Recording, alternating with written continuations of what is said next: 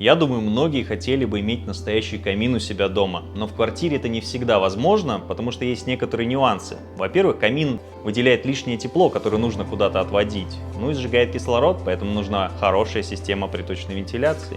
Но есть один замечательный способ, с помощью которого мы можем создать точно такую же атмосферу у себя в гостиной. Алиса, запусти сценарий «Вечер у камина».